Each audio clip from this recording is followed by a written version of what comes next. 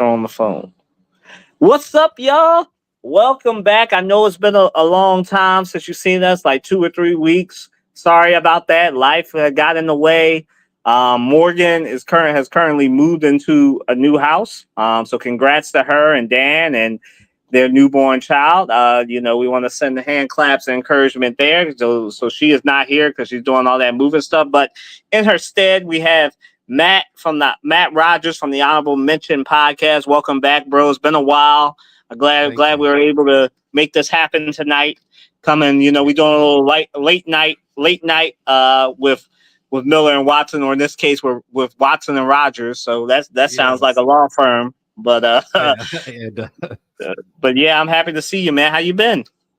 good, good. Busy, taking care of business and life business. So, like the rest of the listeners, just trying to stay up on the latest and try to break it down for people tonight with here Mhm. with you and feeling good.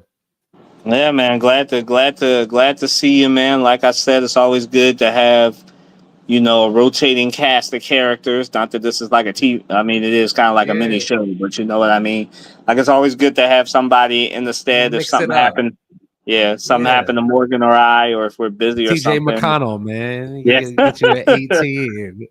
Yeah, man. So it's good to have those people, and like I said, I'm very happy that you were able to join us. Yeah. So check us out. I am at Kylan W. Watson. Morgan is at M_India_Miller. That may or may not change because those of you that have watched the show for a while know that she's obviously married that has a child now. So that may or may not change.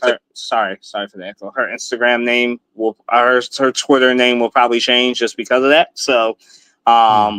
I'm sorry, X. I don't want to be disrespectful. X, the Uh, former Bird app. But yeah, yeah. but yeah, and Matt on Instagram is honorable mention_podcast. Well, he'll You get can find into me on any. Blue Sky. Mention honorable over on Blue Sky. I gotta Trying get that out. So I got to get into that. But yeah, we got a lot to talk about. I want to say happy belated Father's Day to Matt and all the other fathers as well. thank you. Obviously, it's been great. Um, what's up, RC? I see you, brother. I see you. And it's just been good to shout out to all the fathers, my father, Matt, and all the other fathers who watch this, whether it be Yeah, right thank you, now or RC. later. Appreciate that. Yeah. So what's good, RC? Like I said. But let's get to the breaking news, man. Matt texted me, wanted to stop everything for this. So this is what we're doing, yo. According to Shams and a couple of other people at ESPN, the Buss family is entering into an agreement to sell the majority ownership of the Lakers to Mark Walter for $10 billion. But Jeannie Buss will still be the governor and continue to run the franchise. For those of you that have no idea who Mark Walter is, just to help y'all out, he owns the Dodgers. He owns a lot of clubs, but his company owns the Dodgers, owns the Sparks, owns a couple of soccer teams as well. And now he owns the Lakers. So he's basically completed the LA sports takeover, I guess, because I guess the only two teams I guess he doesn't own are the Chargers. Angels. Oh yeah, the Chargers, the Kings, and the Rams. I think right. Um, so, but he's Crazy. basically completed the major winning Yes. sports LA takeover. No Right. disrespect Right. to the Chargers, the Kings, and the Angels, They but hurt my y'all, feelings. yeah, y'all don't win like the. I mean, the Sparks haven't won in a while, but y'all don't win like those other three teams do. But yeah, No. so I'll start here. My reaction to this was crazy. I did not think this was happening. This would happen. Those of you that don't know, this is the highest amount a sports team has sold for in any of the major sports, Right. $10 billion. So, congratulations to Mark Walter for having that much money. I guess it's kind of the reverse, like how the Sixers funded Josh Harris being able to get the Washington Commanders. I know that's a sour spot for a lot of you Philly sports fans here, but that's what happened. And the Dodgers kind of funded Mark Walters' LA Lakers takeover. So it's you kind of have a different situation with Dallas where Jeannie Buss will still be the governor. So we'll see what happens. I mean, I'm interested to see how Mark Walter moves now that he actually has to deal with a sport with a salary cap. unlike in his other, the closest he got being the WNBA. But he owns the Dodgers, where he can construct an all-star team, and you can't really do that with the NBA, especially under this new CBA. But I think it's great for the NBA. I think it really takes up the number for any other owner that wants to sell their team. I know some of y'all like Josh Harris, but I doubt that highly. Yeah. So but I'm of the way longer. Hey. Yeah. That man want a Northeast takeover. So I'm of the mindset that this is great for the sport of basketball. Great for him. I don't necessarily know if it's a good thing for the Lakers, because I need to see how him and Jeannie Buss run together, if they clash or not. But I think it's a good and interesting setup that he has kept Jeannie Buss on to see how that goes and see whether they clash. But it's a great thing for the sport of basketball, and for any of y'all who are fans of professional sports franchises that you may or may not want somebody to sell. So, that's where I'm at with it. But is it a good or bad thing for the Lakers? Wait and see. Matt? Yeah, I mean, I want to real wait and see, because of the whole aspect of it that Jeannie's still going to be running the organization. So is there going to be any change into the guard in terms of the leadership of the team, or is this just an infusion of cash to allow the team to do things that they may not be otherwise willing to do or able to do, second apron type things? So it'd be interesting to see. I mean, it's interesting that it sold for $10 billion when the Celtics just sold for 6.1. It's that's significantly more. So that's fascinating, just from a dollars and cents perspective. Yeah, I agree with you, man. Maybe next week we'll have Trey break that down, since he's the accountant among us. But yeah, $10 billion. That's crazy. But moving right along to our other basketball topics. I mean, we got to talk about these finals. You and I can't get together and not talk about these finals. So for those of you that don't know what's been going on in the interim the past few weeks, obviously I picked up a lot with the Tribune. Morgan has a child. Matt has been working and everything else. But in those interim few weeks, obviously we've had the finals. And Matt and I have a very, very, it's us. So we have a group chat. I picked Thunder in 6. He's picked Thunder in 7. He thinks it's going 7. But, as far as what happened on Monday, I just think what happened is kind of like what happened on Friday, was OKC kind of took that game, and Matt knows this. And those of you that follow me on Twitter, I've said this to him in our text chat, and I'll say this to the last time we were on the show, that, it didn't matter who won between the Knicks and the Pacers. Neither of them had anything for the Thunder. And that's just, the Thunder just, I thought it's been interesting over these past few weeks to hear people say, oh, the era of the 3-headed monster is over. And I'm like, are y'all looking at OKC? Because that's a 3-headed monster right there. Chet Holmgren. Is it? I don't know. Chet Holmgren, Jalen Williams. I mean, but Chet was injured this year, so he had like a. I'd take Serge Ibaka. Was Serge Ibaka a monster? Don't do that. No, you're not gonna make me disrespect Chet, because I like Chet. But Chet is a growing talent, man. You see that Jalen is a monster. He's been playing great.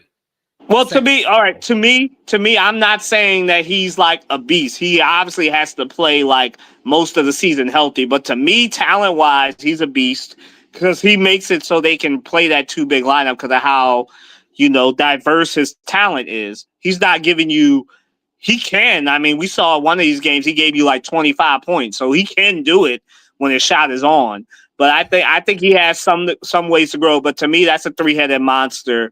Then that's what the Pacers are dealing with, a 3-headed monster in comparison to a team that's gritty. Both of us are from Philly, so I don't want to disrespect gritty teams. But, what happened in Game 5 was, like I said, the Thunder took that game from the Pacers, and the Pacers just weren't ready, right? Like, obviously Tyrese Halliburton went down with a calf injury. We'll get to him. But I just think what happened on Monday was Jalen Williams went off. Shea went off, finally had another game where he had double-digit assists. And, You know, that's just what it is. It's death by 1,000 cuts with the Thunder, right? Like if Shea and Jalen Williams is dropping 40 plus points on you, it's over. Yeah, But usually it's over. that's Shea Gilgeous Alexander. Now Exactly. RC has put up that the finals are over. But I mean, we'll get to that. But I want to get to Matt's thoughts on Monday. Don't worry, RC. We're gonna get to our predictions on that game. No, But I you said go it. right ahead, Matt. No, I said it on the last episode of Honorable Mention. Y'all can listen to it on Apple Podcasts. We're way over 200 episodes now, doing it for 5 years. But on the last episode, before Game 3, I had Brian Toporek on, and I was from Forbes, and I was saying if Halliburton's not going to be more aggressive, this series is over. It's all about the competitiveness of the Pacers. At the end of the day, you can play great team ball, pressure, all that, get out on the break, speed up the tempo. That's fantastic. But at the end of the day, somebody's going to need to push the tempo. We know exactly who Pascal Siakam is, which is a very good basketball player, a B plus basketball player. At the end of the day, though, you need a guard that's going to, mix it up. And Tyrese Halliburton was making the Pacers basically play 4-on-5 in the last game. And if that's what's going to happen in the next game, this thing is way over. The Thunder might run away with it in Indiana. Tyrese is gonna play. At the end of the day, is he gonna be aggressive, even if he's bricking? Kobe won a game 7. Correct me if I'm wrong. Against the Celtics, he shot 6 for 24, and Ron Artest. But because he's pressing the action as a guard, you give your teammates opportunities. It's creating that wide open 3 for Obi Toppin, that wide open 3 for Nembhard, for Shepard. All these guys, that doesn't happen if Tyrese isn't getting into the paint and making people, drawing defenders in. So I'll get into what I think is going to happen in the game later. Kylan, you still there with me? Yeah, I got you, man. Yeah, you're totally right. I'm of the mindset that Halliburton has to be more aggressive, and I mean we'll get to that. But I mean, I think that based on the reports I'm seeing, since we're there, we might as well just skip ahead to this since we're here. To our game, and we'll get back to this. It's the best finals, but we'll wrap this up since we're here.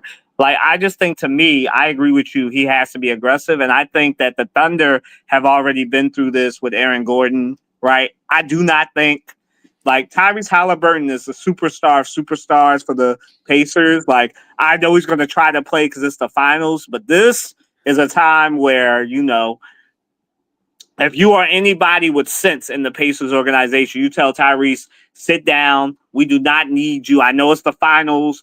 I know you want to be him.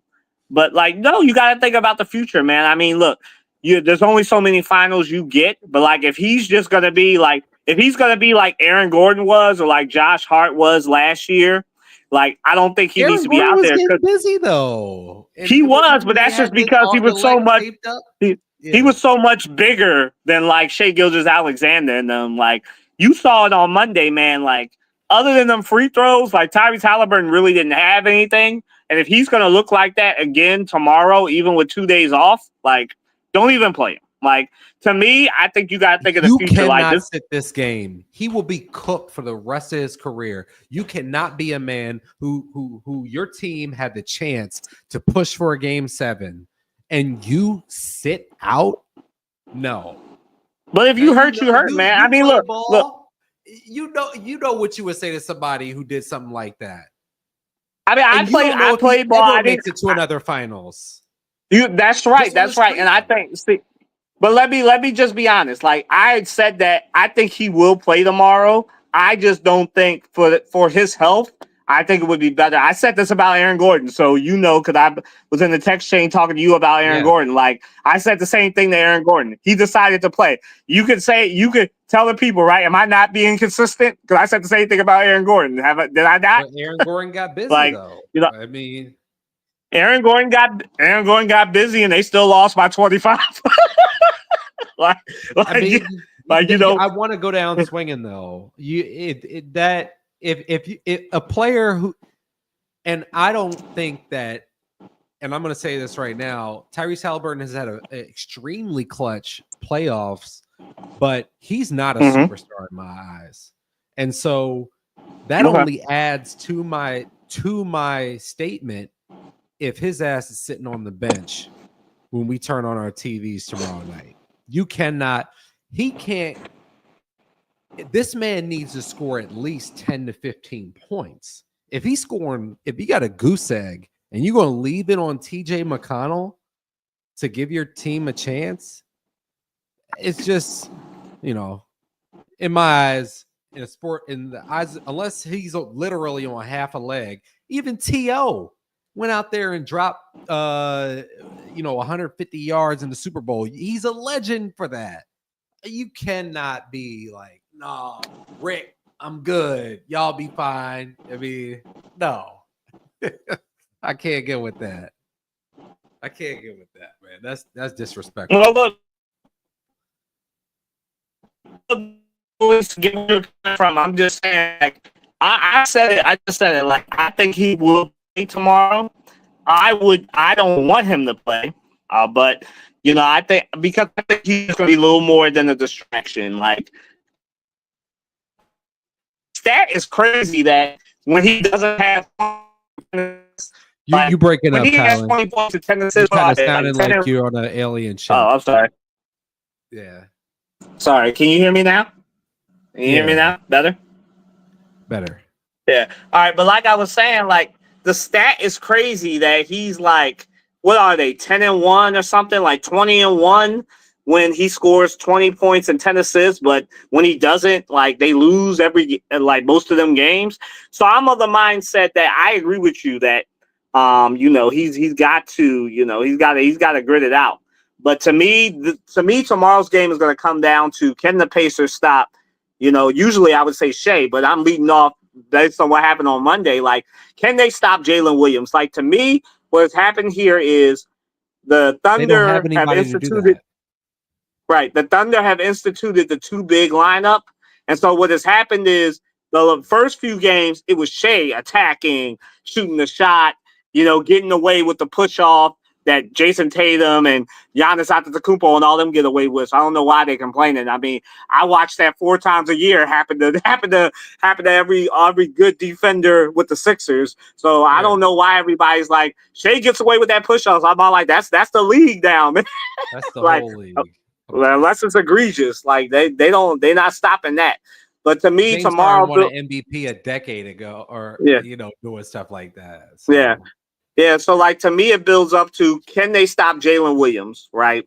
And does Shai Gilgeous-Alexander have 10 assists? If Shai Gilgeous-Alexander is the superstar that I know he is, he's the MVP. But I think tomorrow is going to be more about how many assists does he have? Does he have?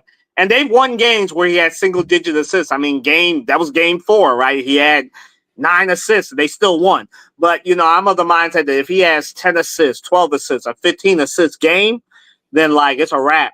But for Indiana, they have to stop Jalen Williams because he's the main person attacking them, breaking it down, crossing people up. Like, when we first started the series, I texted Matt, told him it was all about Shea, but I'm changing my mind. It's all about J-Dub now. These last 2 games. I mean, if he's dropping 40-plus points, it's over.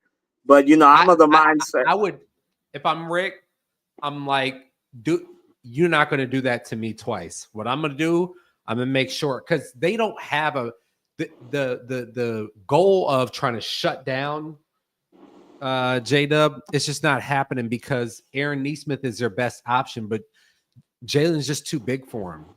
He's got him by 3-4 inches. Just looking at the man. I'm not talking about what I see on Google. I'm talking about watching basketball. You got 3 and 4 inches, maybe 30, 40 pounds on him. He just can't mess with him. And so the best thing is, J-Dub, if you go down out here again and drop another 40 on us, 45 on us, I'll take that. But Shea is the nuclear weapon in my eyes. Right. I mean, I think we both are in agreement that Shea is the nuclear weapon, but these last 2 games, he hasn't had to do anything. I mean, he dropped 31 and everybody was talking about the J-Dub 40 piece because that's what's won them the game, right? And then Shea came on later. But I mean, the problem for Indiana is you have your best defender on Shea, right? If you put Aaron Neesmith on Shea, then Shea goes off. So it's a live by the sword, die by the sword situation because you have your second best defender on J-Dub. And if you put Neesmith on Shea Gilgeous-Alexander, I know Neesmith is a great defender. I mean, we watched them piece up Jalen, Jalen Brown and everything, but he's just too foul heavy in this finals for me. So I think that's what Rick Carlisle has to see. It's like I have to put Nembhard on Shea, and then I have to live with J-Dub going off.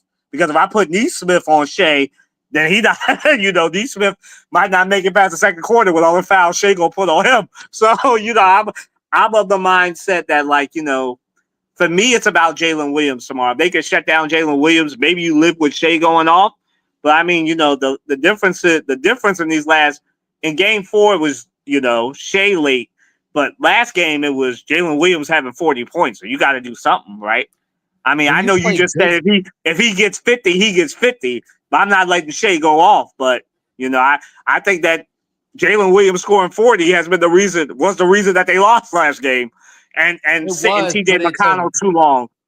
It's a one-off, and they should have put McConnell to the earlier discussion. They should have kept McConnell on the floor, maybe with Halliburton, something like that. But I don't see the thing about Shea is Shea could have. They played pretty good defense on him, and he still drops 30. Mm-hmm. I gotta hold him down because if I focus too much on shutting down J-Dub end up with 22 and Shea 45, 50. If that's the MVP for a reason. So I would just be worried about that. But we'll see. I agree. We'll see what Rick Carlisle does. He's a champion coach, so we'll see. I mean, as far as predictions, because we didn't get there, I said Thunder in 6, so I'm sticking with that. And we'll get to Thunder in 6 for me, so Thunder tomorrow. Based on Matt's prediction, I think he got to go with the Pacers, but maybe he'll surprise me. Who are you going with tomorrow, man? I'm going with the Pacers. They force a game 7. Okay. Yeah, you gotta go with his prediction of 7 Thunder and 7. So I mean, we're in agreement. It's just we disagree on how many games it'll take. But we kind of talked about this. But what will the impact of Tyrese Halliburton's calf injury be on the Pacers in this finals matchup? I mean, it's old. Like I said, if he's little more than a distraction tomorrow, he doesn't have the lift. All he can do is pass the ball and shoot free throws.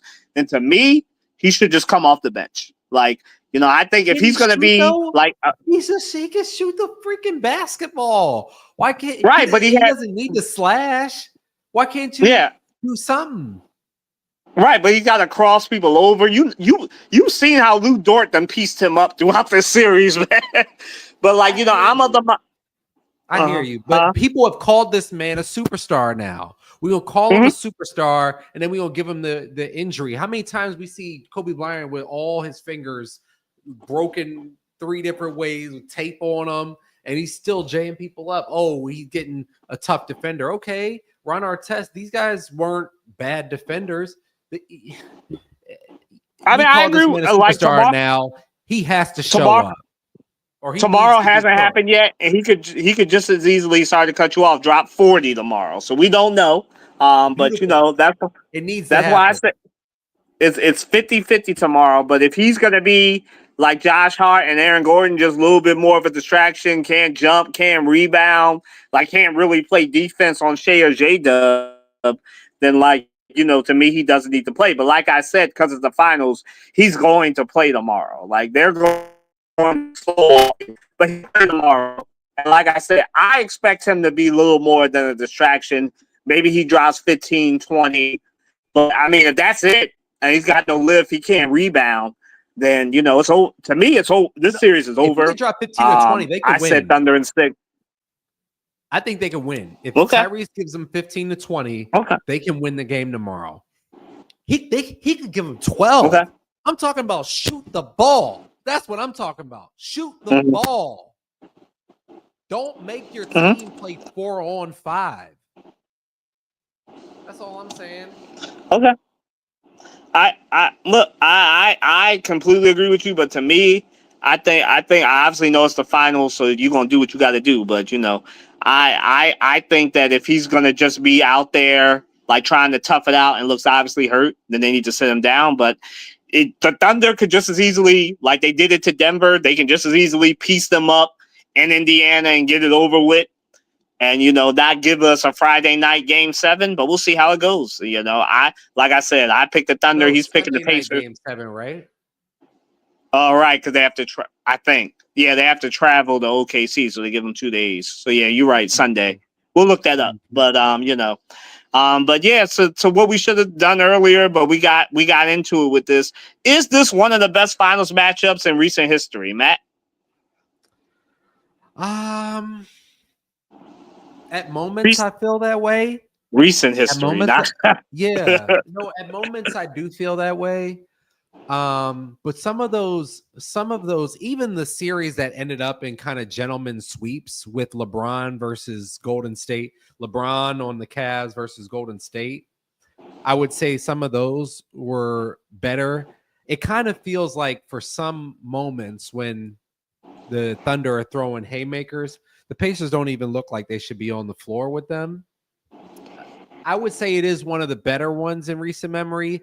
I can't quite get to it's the best we've seen in recent. This playoffs, the entirety of this playoffs of all the teams has been the best playoffs I've seen in a long time. But just this finals, it's a very good finals. Okay. Yeah, to me, I'm in agreement with you. It's a very good finals. I actually think it's up there with that series with the Warriors and the Cavs that went 7. I don't know if this will go 7. I think it goes 6, but I really do think this is probably the most even, outside of that, probably the most even matchup I've seen of two teams, even though I think, like you just said, when the Thunder had got it working, like, it looks like the Pacers don't belong there. But then, grit is a tough thing, man. But I just think that what's going to happen and what's happening in this series is that the Thunder, I feel like, have just been testing how tough the Pacers are.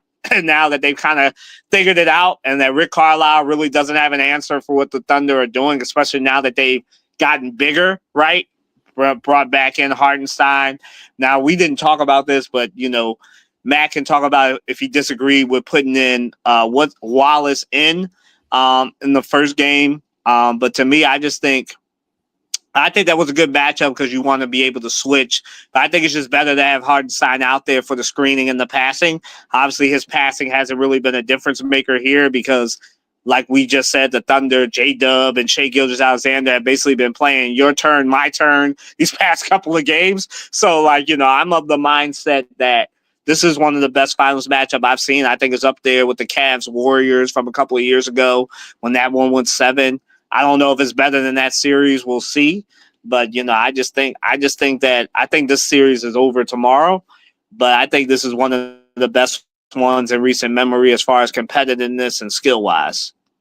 Leading up to game 6. Now, if we get to Pacers, now if what happens on Thursday night is the Pacers blow the doors off OKC, then they jump up. Then we get a game 7 here where then we're having a totally different conversation. But I think I still pick my Thunder in 7 pick, but I'm not too confident. I'm more confident. Actually, I got to stick with my pick, but I do like your Thunder in 6 because the betting lines got Thunder by 6.5.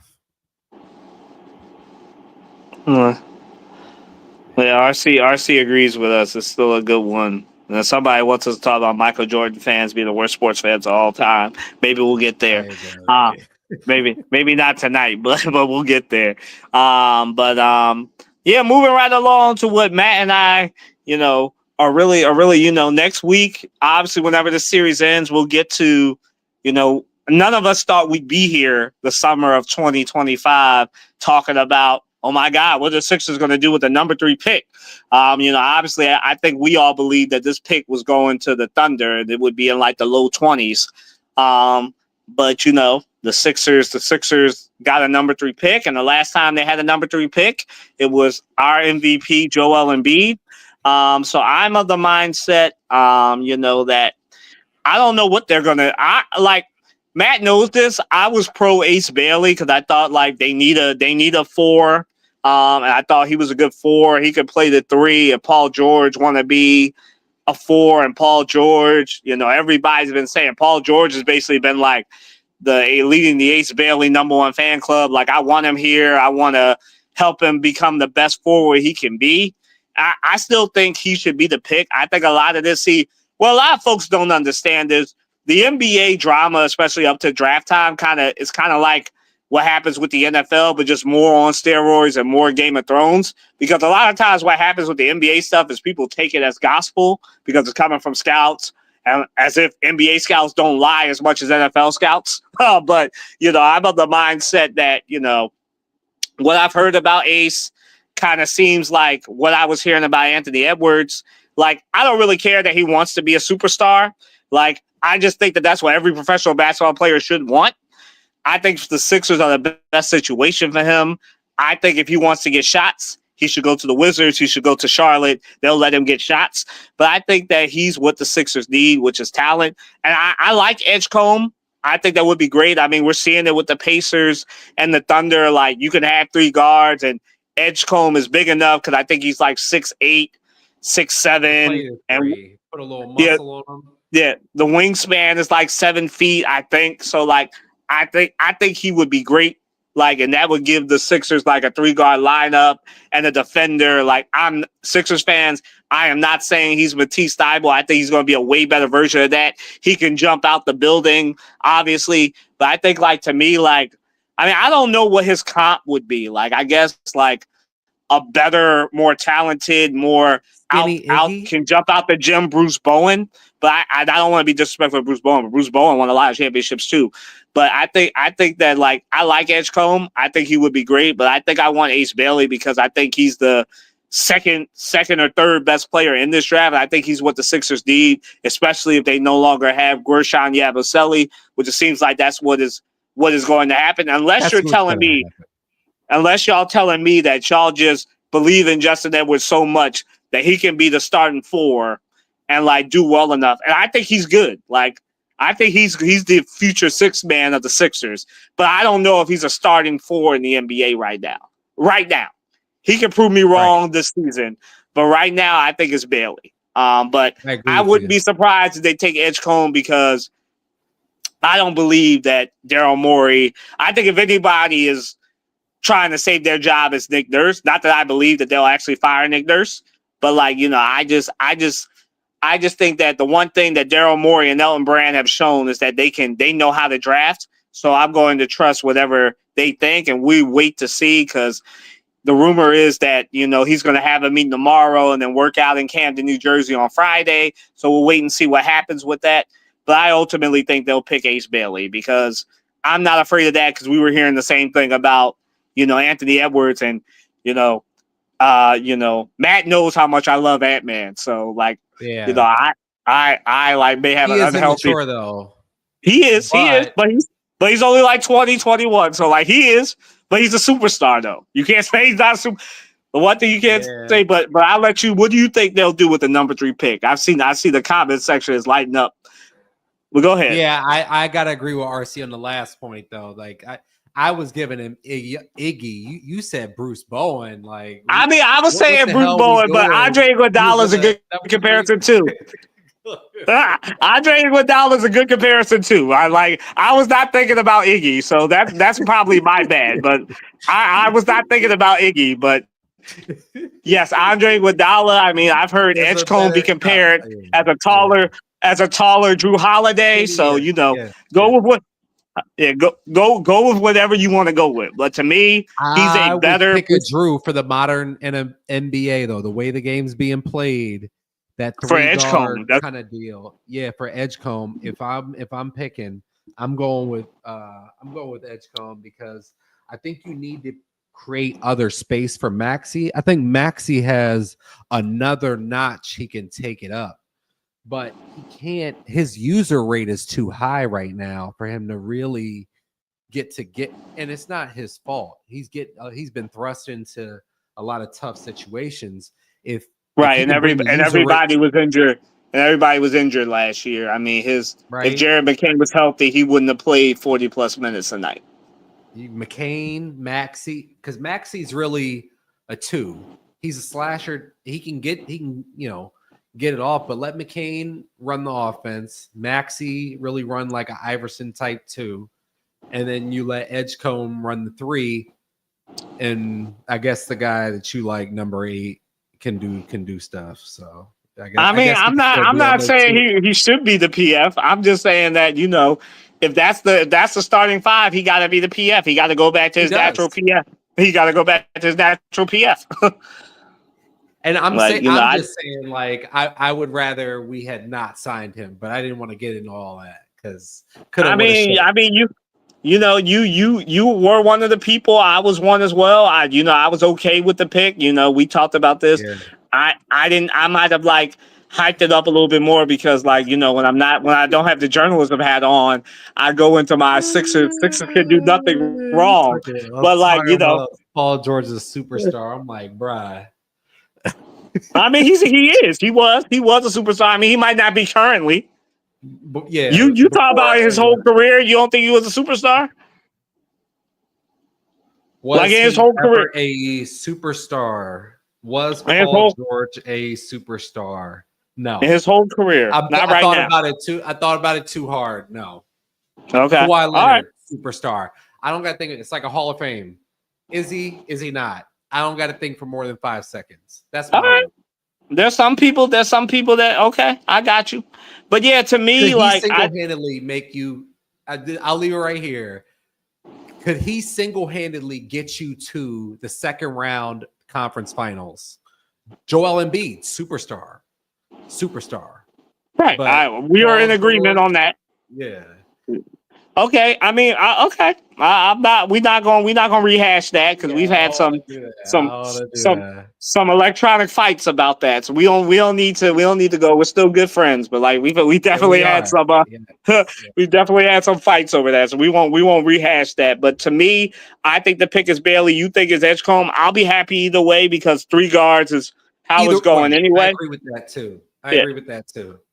Yeah. I think I think it's a good fit either way. I just like the fit better, the 3 guard kind of thing. And they have a couple second round picks. So if they do wind up going the Edgecombe route, they can get a power forward. Maybe they'll get what's his name? I don't want to say this because people think I know stuff when I don't know stuff sometimes. But like maybe they'll get Reynolds from Villanova. I mean, there are a couple of power forwards like natty power forwards that are in the draft that you could probably get from the second round. I know some people want the kid from St. Yeah, some people want the kid from St. Joe's.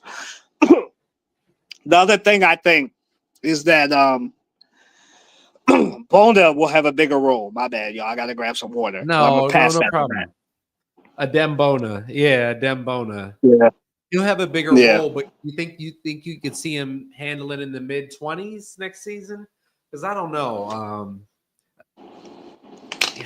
I guess they're certain they are sure to lose Gershon. I mean, not sure, but they're gonna have to do some real. Yeah.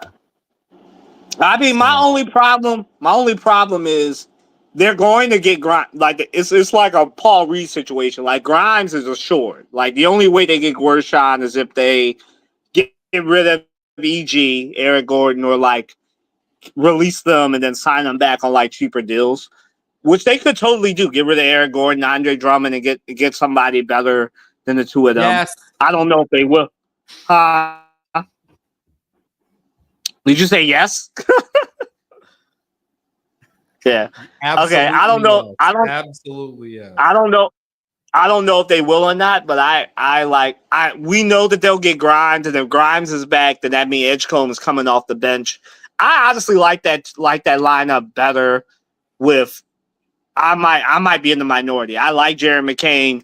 I think he's great. I think he's only scratching the surface, but I'm a little nervous about that size fit. So I would rather, especially if they have Grimes, him be the 2 because he can handle the ball as we've seen. Take Maxey off ball. But Jared McCain is a natural point guard. But I just think that they should get it. The lineup should be Max. You're breaking up again. Edgecombe or Bale. Sorry.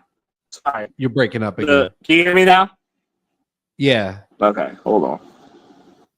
Yeah. The matchup the lineup should be Grimes, not in no particular order. Grimes, Maxey, Embiid, Bailey or Edgecombe, George. That should be your starting five. And then Jared McCain can be your sixth man and lead the bench. But we're getting a little bit too in deep with this. But yeah, so Bailey for you, Bailey for me, Edgecombe for you. We're gonna be happy either way. And expect the article coming soon from me about who should be the pick. I think y'all kind of already know where I'm leaning, but this is a tease. So do we expect a lot of trades, Matt? Do you expect a lot of trades? I do. I think the Knicks getting as far as they did, Pacers getting as far as they did, not to be disrespectful, but even the Wolves coming from as far back as they did to get as far as they did, I think that will convince a lot of teams like, no, do I need to go get create my own three-headed monster? No, but if I get the right moves, make the right moves, create a team that really has synergy, I might only be a move or two away from getting to a conference finals. You get to a conference finals, you give yourself a puncher's chance to get to the NBA finals. You get to the NBA finals, people pop Achilles, all kinds of random things. And so I think this is going to be one of those ones to remember in terms of trades, because I think it's really up, especially the East is wide open. And I think the West, it's short of, not saying anybody's going to knock off the Thunder, take the Thunder out of the conversation. There's a lot of opportunity to be that other team who should be penciled in for the Western Conference finals next year. So I think it's going to be wide open. I think people are going to have big incentive to make it happen this summer. Yeah, I fully expect that one of Giannis Antetokounmpo or Kevin Durant ends up being traded during the draft for picks. I don't know about Giannis, but it'll probably end up being KD just because the Suns need to do something. They've royally messed up not building around Devin Booker. And I just think it'll be a matter of time before Devin Booker ass out too. But I'm of the mindset that there are going to be a lot of trades, especially if the Sixers do what either one of us expect them to do, to get Ace Bailey. Whichever one falls is going to be the one that people trade up for, whether that's Bailey, whether that's Edgecombe. I think it's what's going to happen. I don't believe these rumors that are out there about Paul George, Collins, all this stuff. I think that's just any age trying to get there more. They don't have the flexibility to do anything. I think we're in agreement. The move is made. Right. They got to ride it out. The move is the move. But yeah, the move got them. Yeah. They got what they got. Yeah. They got to have to make it work. But to me, I think that, there will be a lot of trades. This will probably be the most active. Y'all gonna think that there's Howie Roseman is in this, is a GM in these NBA offices with the trades we about to see. Now, again, I don't know anything. I don't want y'all, if it don't happen, I don't want y'all coming on here and saying, Colin, you lied to me. But again, I am not Brian Windhorst. We are podcasting. Yeah, I am not Shams Charania. When I know something, I will say hint or something like that. But in this case, I have no idea what will happen, but I expect a lot of trades. I expect a 2K level. I expect the 2K fans to be really happy. I see RC is commenting about his T-Wolves. I mean, we'll see what happens with your T-Wolves. The Sixers, yeah, they got health concerns, but so do most of the top teams in the NBA. They just need to get a lot of these teams. Yeah. A lot of these teams just need to get younger. I expect the Timberwolves to trade Rudy Gobert. I just think that, you can't, like Matt said, you can't go 4-on-5 in the playoffs. And that's what happened to the Timberwolves a lot. So, especially against OKC. So, that's where I'm at with it. Unless Matt has anything to add, we can get into Morgan's favorite sport because we got some football to talk about, obviously. Jair Alexander went up the street near Matt, decided to sign with the Baltimore Ravens. My reaction to this is good for the Ravens. That defense is not what it used to be back when Matt and I were growing up, where you had Ray Lewis and all them people. You had no disrespect to the Steelers, but you had the steel curtain in Baltimore and the steel curtain in Pittsburgh. You don't really have it there. I know I'm gonna get some heat from the Steelers fans for saying steel curtain and using the Ravens next to it. Yeah, but that's crazy. Yeah, that's crazy. But they were strapping up, for lack of a better term, in Baltimore when it came to that. But Jair Alexander is that shutdown corner. I mean, this reminds me very much, to a lesser extent, of what the Eagles did with Darius Slay and just getting somebody who could shut down one side of the field. And we know that Jair Alexander can do that. But like I continue to say, the problem with the Ravens has never been, their defense is a lot worse than it was when we were growing up, but that's just because there's not that much talent, as much diversity of talent. The diversity of talent is on the offense and not as much on the defense with the Ravens. But I think this is a good years ago. They had a really historically, just for the record, the Ravens 2 seasons ago had a really, really, really, really, really good defense. Maybe potentially as good as the Eagles from last season. The Ravens had a historic, I think they allowed the fewest points a game, fewest yards. Right. I think they aren't with the Ray Lewis defense, but it's hard to play that good a defense. They have a good defense. He does strengthen a strength for them. Right. It's a good strength for them, but as I always say, it's going to come down to, I hate saying it like this, but it's going to come down to, can Lamar Jackson, I think he is him, but can he be him in the playoffs? So, we'll see. Yeah, we'll see how that goes. But I want to hear Matt's thoughts on Jair Alexander. Do you think it's comparable to what I just said, Darius Slay? Or I think Steelers fans when they heard this later. I think that Slay is a bit bigger for the Eagles. I think people in years, his acquisition and what he meant to the Philadelphia Eagles will age very well. You're talking about the city of Byron Maxwell and other jokers like that. And he was absolutely, a shutdown corner. I think Jair Alexander is getting a unique opportunity. I think the Ravens are the perfect place for him to have signed, because really he's not suffering from people who watch football not thinking that he can play, that he can lock people up. The problem is that he's not playing the game. And so he's being seen as not a tough football player. And so the opportunity to go be part of Ravens, play like a Raven, Ravens culture, you go play a whole 16, 17 and what's going to be a good defense, certainly get to the playoffs, have opportunity, go and play in the playoffs. He signed a 1-year, $4 million deal. He's going to go and get a lot more money. He's also not looking to, be doing a bunch of 1-year deals. So he's betting on himself, going to the Ravens. Good culture piece. We'll see how it goes for him, though, because the main thing has been availability. And so he's really trying to go and repair the reputation, not as a football player, but as a competitor. Right, and as a teammate and all that stuff, Yeah. Yeah, got you. And I'm not saying he's a bad teammate either, but this is just what we hear from the outside looking in. People are reporting, right? That's what the word out there is, right? So he's getting an opportunity to refute that with a stable organization. So good for him. Yep.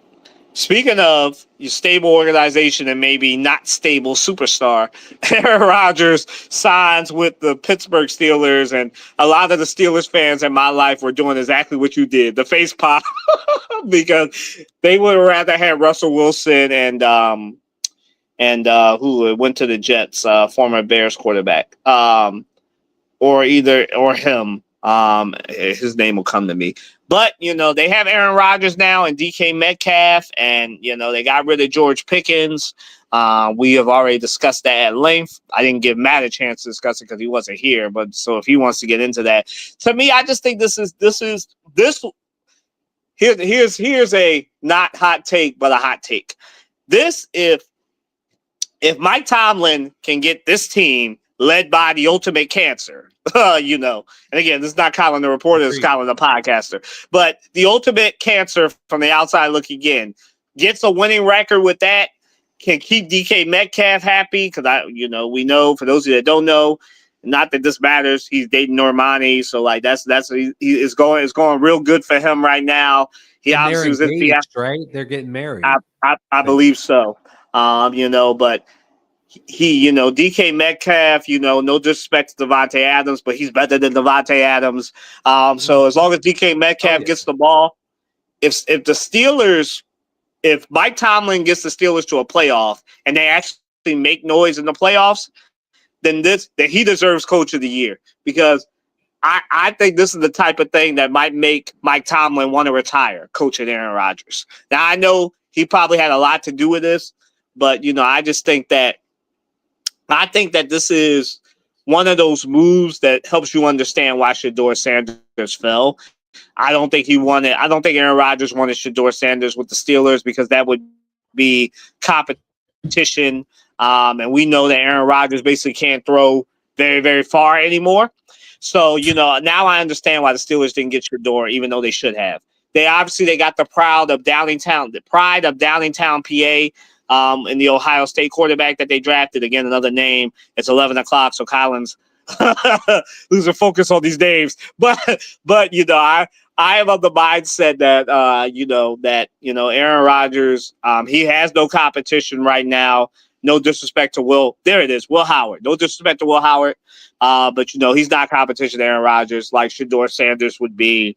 And Will Howard is a national champion. Again, I don't want to disrespect him, but I'm of the mindset that if this will be great for Mike Tomlin and also a headache at the same time, because I don't see how the Steelers benefit besides having like a superstar quarterback on his last legs.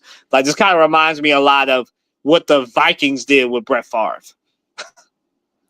I think that the on the field, I think it's going to be a mid-move. I think they're still an 8-9 team, honestly. What are they doing from the offensive line perspective? What are they doing from the running back perspective? Just having Rodgers drop back and throw to Pickens deep, or not Pickens, Metcalf, on paper, that's excellent 5 years ago, 3, 4, 5 years ago. I don't think it's really about to get it done. Honestly, I think this is the last season, Aaron Rodgers. I think Tomlin's going to have his first losing season, but it's not going to be like they're going to flame out like on the Jets. This is a better football team than he had on the Jets. Just that number 2 wide receiver position is just, I like Calvin. Austin. Right. But he's not, as a number 2 he's wide not receiver. George Pickens. He's not George Pickens. Come on. Yeah. So I just don't really see it as being. It will get a lot of clicks, a lot of interest over the next few months. I don't think it's really worth it. I think the Steelers. They're not winning nothing. Yeah, like I said, if it's a big if Mike Tomlin can get Aaron Rodgers to be less of a cancer with him and actually like keep the team together to get to the playoffs and make noise, he deserves Coach of the Year. But if he can't, then it won't be his fault. Like the Rooneys really put a lot on him adding Aaron Rodgers. Like I said, ultimate. Really cynical. Some of you might disagree, but the ultimate. Go ahead. Well, yeah, go ahead. No, I'm saying the really. No, I was just going to say like he's the ultimate.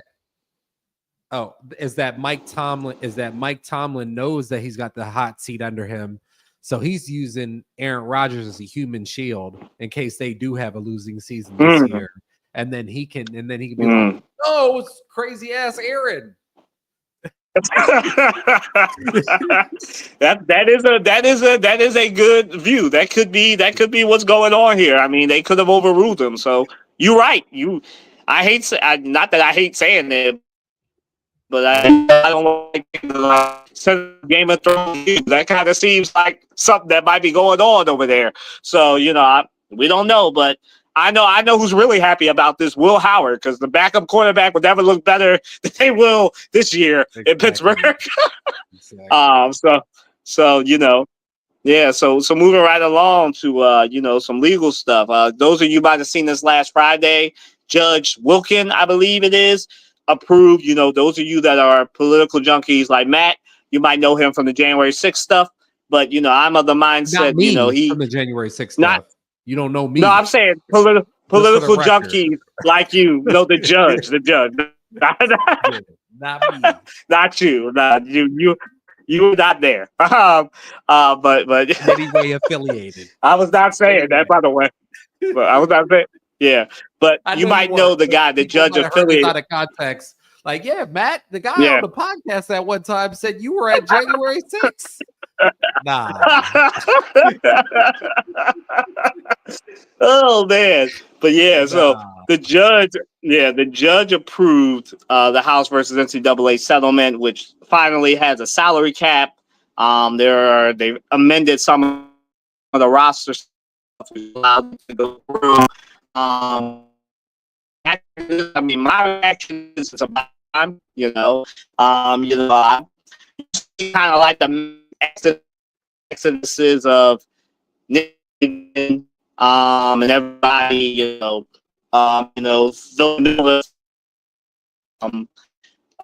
coaches. Well, again, I'm just forgetting 11 o'clock, but you've seen the mass exodus of coaches because they knew this was coming, and I kind of feel like I shared equally. I know I'm optimist. I know this won't happen.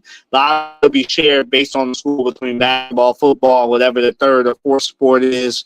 It depends on the school, but I think it should be shared equally. I just think it's about time that they actually paid these kids. I don't even want to call them kids because they're adults. They can die for their country. So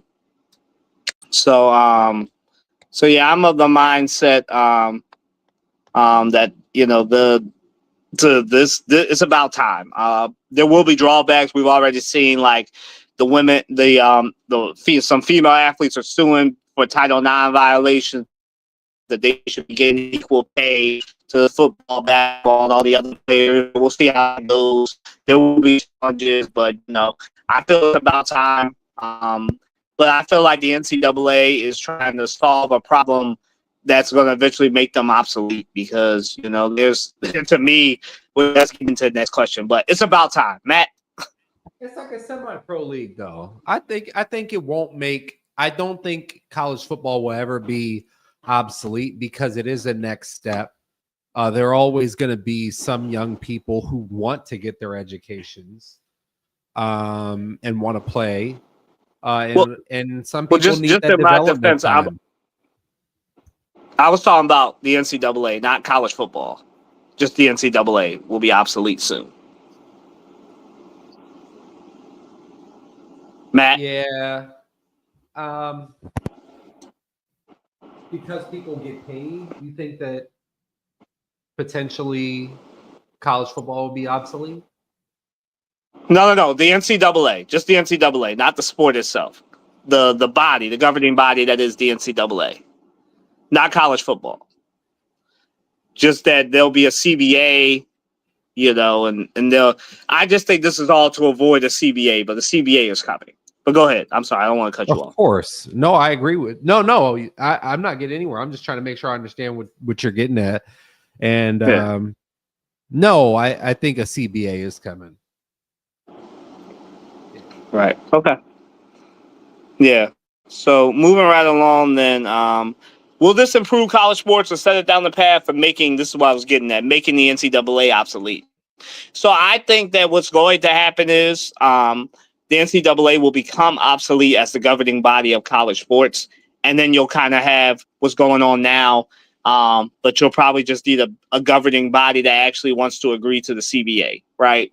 So I think that college sports, like, this is not the college sports that Matt and I grew up with, that a lot of you who watch this podcast grew up with, where they were paying the kids under the table anymore. Like, you're seeing $1 million softball players going to Texas Tech. Like, y'all are currently seeing the oil money at Texas Tech buying them an all-star softball team that just beat a dynasty in Oklahoma. Now, they lost to Texas, but they beat Oklahoma, which is, for those of you that are sports fanatics, you know Oklahoma is like a college softball dynasty, right? They're like the UConn of softball.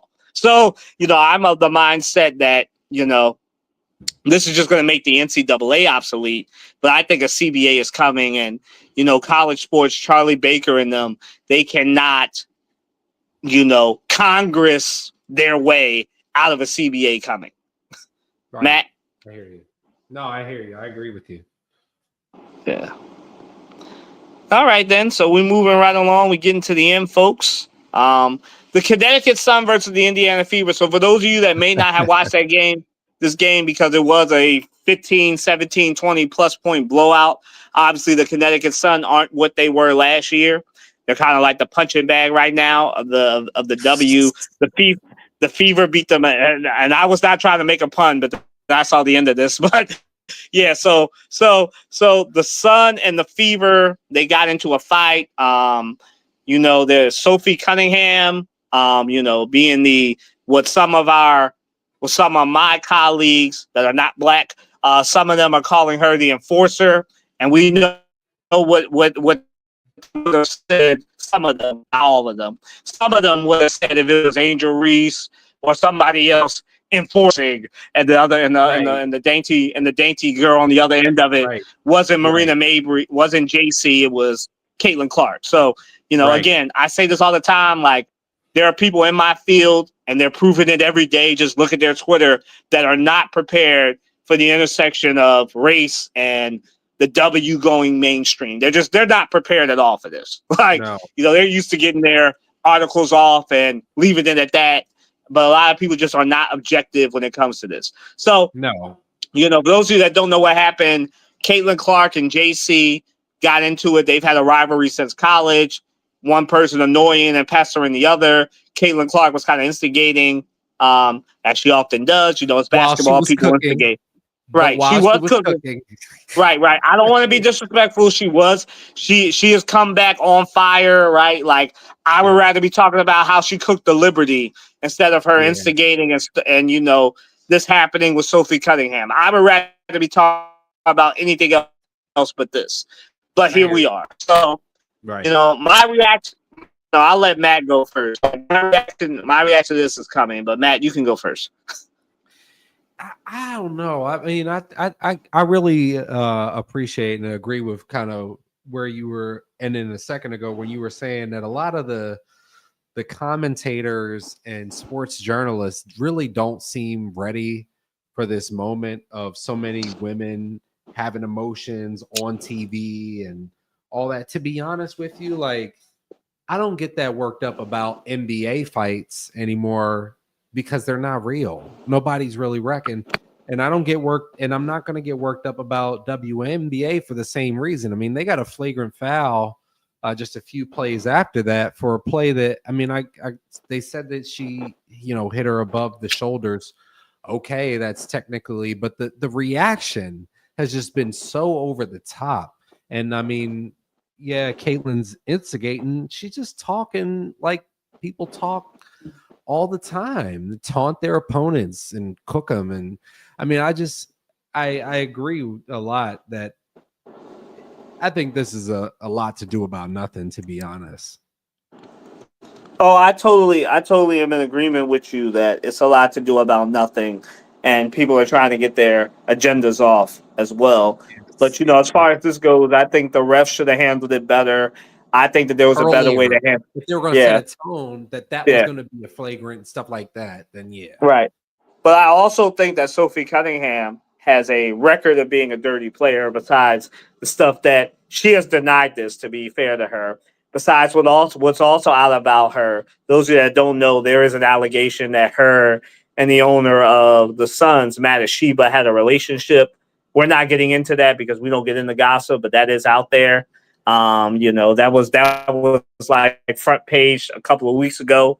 So like but Sophie Cunningham, just for the people who frequently watch the W, she has a of being a dirty player, like pulling people's hair we saw yesterday, and that she has been on a lot of the negative, a dirty players since college. So she's been doing stuff like this since college.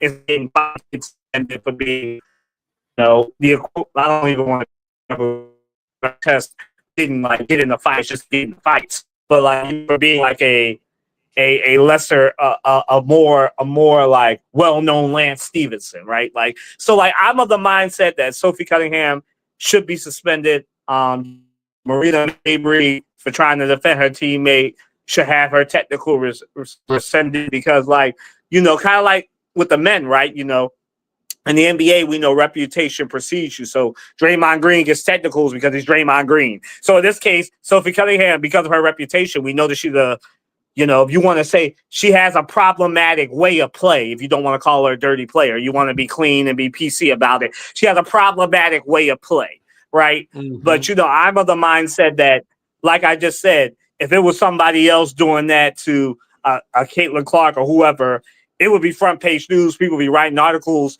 It would be like the third story on Fox News and all the other places and Outkick and all these other places because we've seen it, right? Like just a push, like had people writing articles because it was Caitlin Clark and people were like, oh my God. And this is not to say that I don't like Caitlin Clark, because everybody that watches the show know I love Caitlin Clark. I just have a problem with her fans. So, I'm of the mindset it's that the protection around. It's like we want to support and engage in hardcore fandom. I mean, the athletes are allowed to get mad at each other and need to be for a second separated. It doesn't mean we need to call in the National Guard.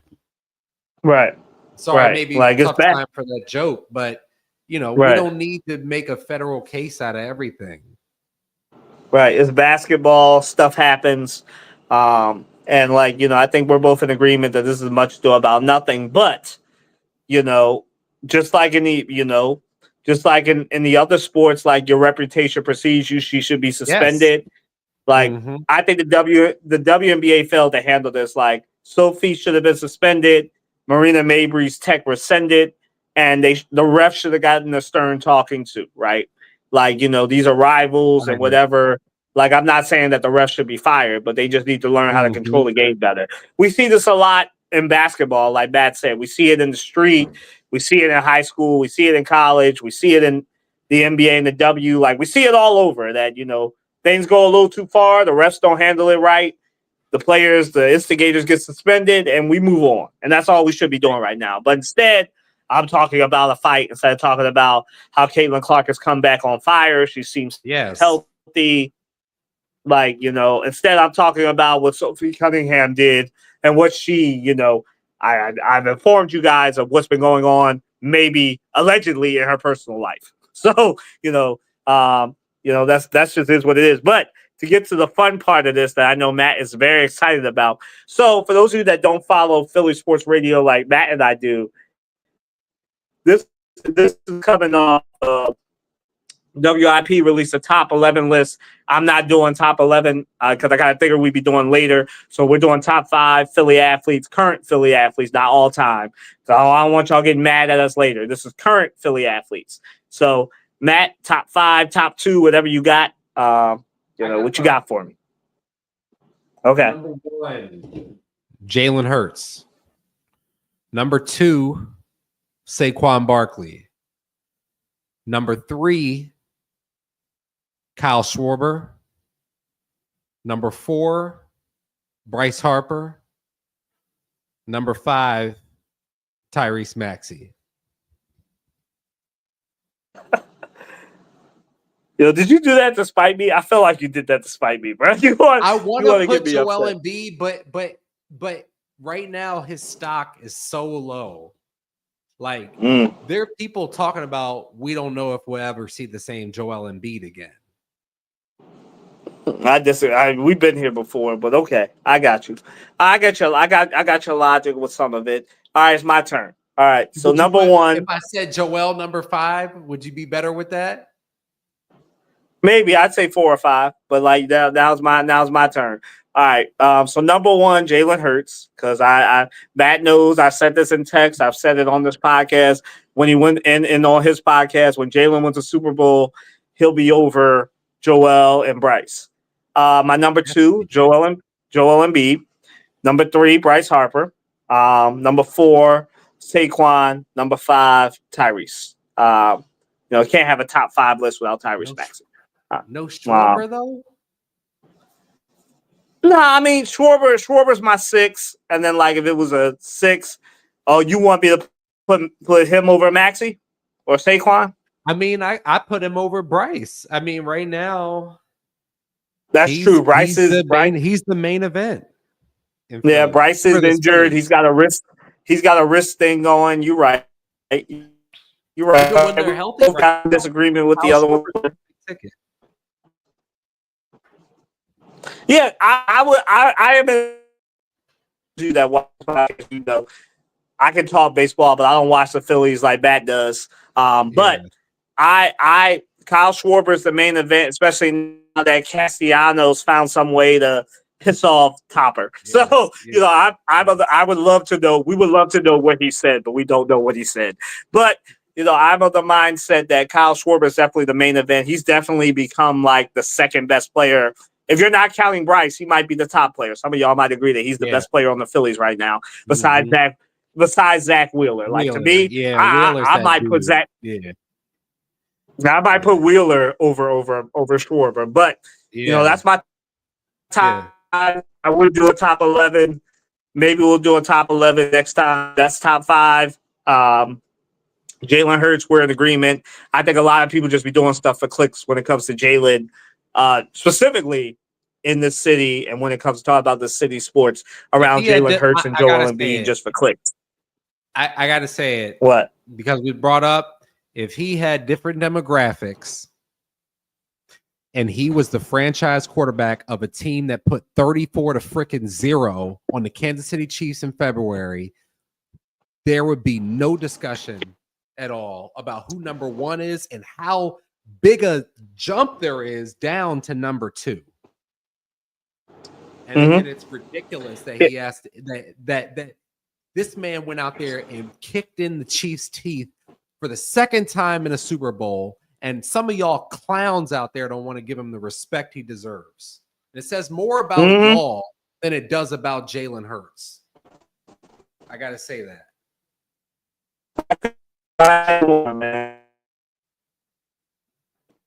I think that you already know he's top 3. Like right now, he's top 3 of my other 2. The other ahead of him, Joe Burrow, Lamar, Josh, they ain't win a Super Bowl. So to me, he's the second best quarterback in the league right now because he did what other quarterbacks could never do.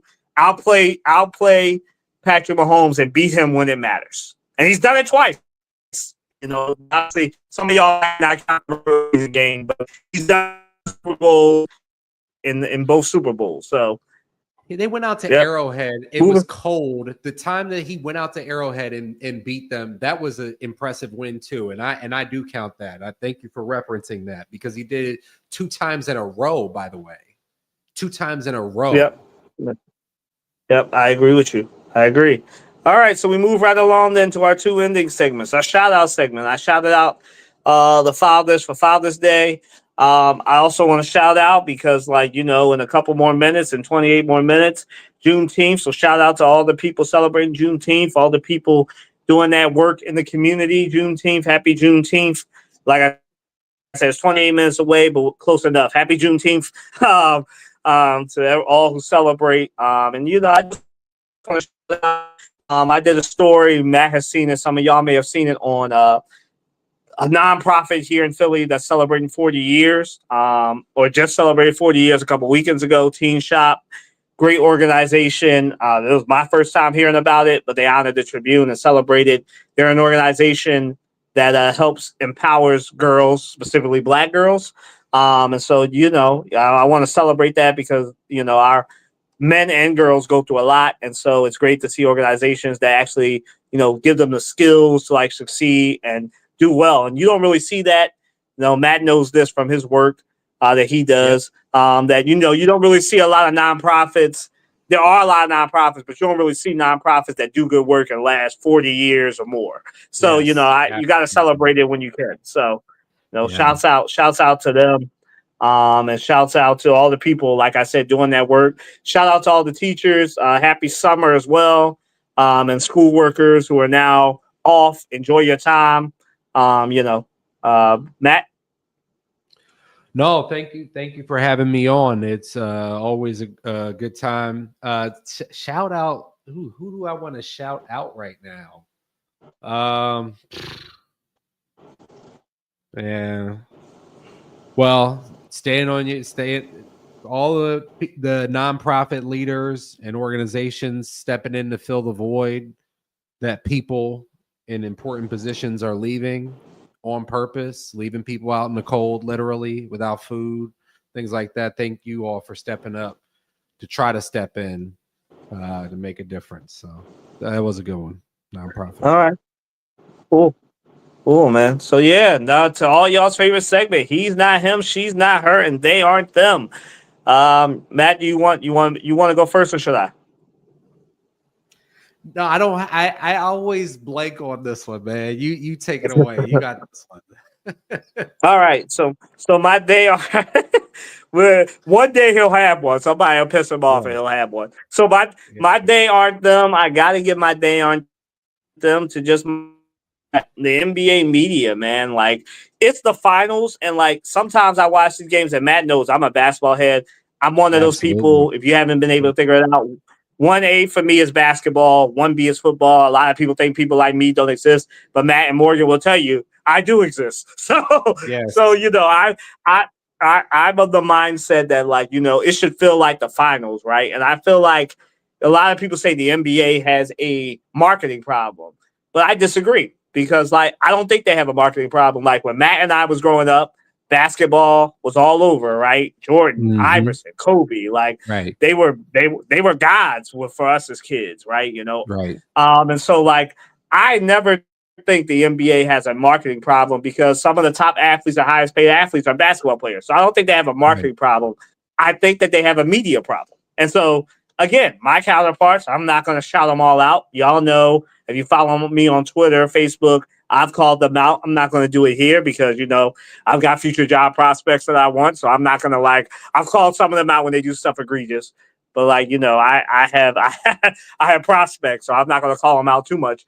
But, my day aren't them to the NBA media because, like, the NBA has solved the one problem by getting rid of Warner. And I know I'm in the minority as a b-ball head because I liked inside the NBA when we were kids, but like as it's gotten older, it's just annoying and it feels like it's a casual factory. So I was not sad to see it go. And I'm happy that NBC is getting it. I'm happy Amazon gets it. I'm happy that soon we'll have people that know how to cover stuff talking about basketball soon.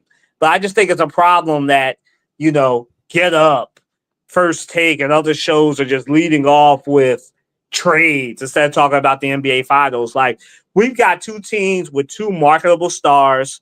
I know that Matt doesn't really agree that Tyrese Halliburton is a superstar, but he's at least a star, right? Shea and Tyrese, star for sure. Like, we've got like new people coming in, and y'all are talking about, well, is Kevin Durant getting traded? What's going on with that? So it's all about the finals. Like, we may not have a finals game after tomorrow. Like, I know Matt thinks it'll be a game 7, but we might not have one. So, like, and this game 7, right? And like this, yeah, for real. And this, well, for you, I said Thunder in 6, but this is like the second time that I have to kill like ESPN in their coverage because last year, Matt knows, he was on the show, I was killing them for their New York Knicks halftime show that I didn't even see because I was at a banquet, but I heard about it from all my friends in the industry. like and all the sports fans that were not New York fans that tuned into the halftime show expecting basketball analysis and got, we will defend the New York Knicks at all costs from Stephen A. Smith and them. So, like, I'm of the mindset that there should be like, if I'm watching basketball, somebody should be telling me what's going on, right? Tim Legler, if he was in the finals, I don't even think Doris Burke is a problem. But like, I just think that the people who make these decisions on who puts people on the air have to start thinking about educating, because this is what we do in journalism. We educate, we inform. We are not here to just pay people $20 million, umpteen $1 million to just, talk about why the Knicks are good. Why, like, if I got up here and made this show all about the Sixers, some of y'all wouldn't even be here, right? So, like, Right. there needs to be diversity.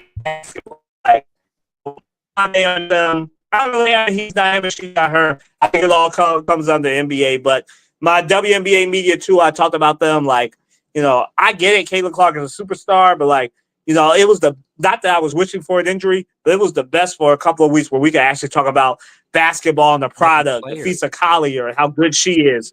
Like, without people like being like, yeah, like without people saying, well, Caitlin Clark, taking up all the energy because people want to talk about her. And she's great. But like, like I said, I have a problem with her fans and some of the defenders. Like, I saw this morning, right? And Matt knows her name because she's come up with the Williams sisters. Like, when Christy Everett is on your side, you have a problem. Let me just say it like that and leave it at that.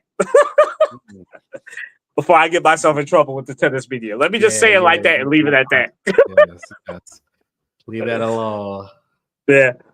But yeah, so that's our show. Like I get back basketball and Morgan's Morgan, like I said, for those of you that are just tuning in, she has a new house. So when we come back on, she'll be a new setup. But I thank Matt for being here. Thank him for hanging out with me to near midnight. Happy Juneteenth. Great time. You got anything to push, my brother? I know you talked about a recent episode. Just you follow just me got anything else to push? on Blue Sky. Go follow, since you're already watching, probably on YouTube. Honorable Mention Podcast. Have people on all the time. Have a new episode that came out a few days ago. Have another one coming out with some folks that you probably heard of before. Please follow along with that and support this podcast. Support Kylan. Good dude. All right, y'all. Have a good one. Like I said, happy Juneteenth. Thank you so much, Matt. See Matt. We'll see Matt more. Depending on who's rotating in and when is his time. But yeah, we want to get him in because he brings that energy, and I love it, man. Thank you so much, bro. Y'all have a good one. See you soon.